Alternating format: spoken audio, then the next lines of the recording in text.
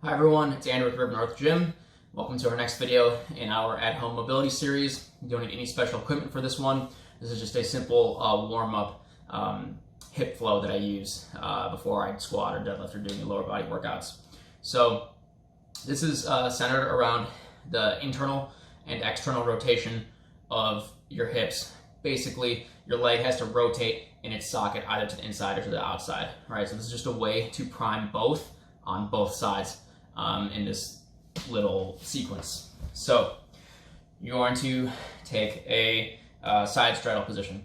All right, so the sole of one foot is resting against the thigh of the other, and the legs are about 90 degrees, okay? 90 degrees to the knee. So all you're gonna do from here, right, while keeping your chest up and back straight, is you're gonna press down with your legs to the floor, all right, until your hips come off the ground, right? So now you're in a half kneeling position, or not half kneeling, but in a sideways kneeling position here, right?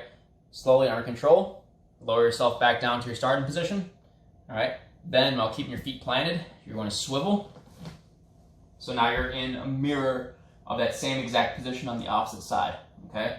Then you're gonna do the same thing. Drive the knees to the floor, all right? Stand up nice and tall while keeping that back straight, all right? Slowly lower down, and then again, swivel. All right, and then just work through that flow 8 to 10 times each way.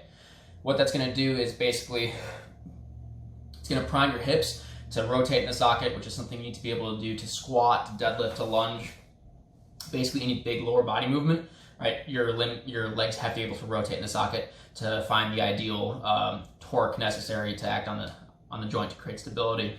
You might not have seen it, but when I was in the opposite position facing this way and I drove up, the outside of my leg here really wanted to give me some resistance, which means that this external rotator on this side is a little weak, which is something I've known for a while, working to fix it. But this way you can kind of keep up with what feels good. If something doesn't feel good, it's indicative of some sort of mobility or mobility restriction or weakness on that side. So this serves as a really effective diagnostic tool as well as a strengthening and mobility tool. That's why I really like this, because you can you kill like 3 birds with 1 stone. It is harder than it looks, so just take your time, right? Try to avoid using your hands to press up off the floor. Just try to move slow and controlled. If you can't get through 8 to 10 reps, it's okay. Just maybe start with like 3 to 5 and then work up from there. If you have any questions or comments, feel free to drop them below. Let me know what you thought about this drill, and thanks for watching.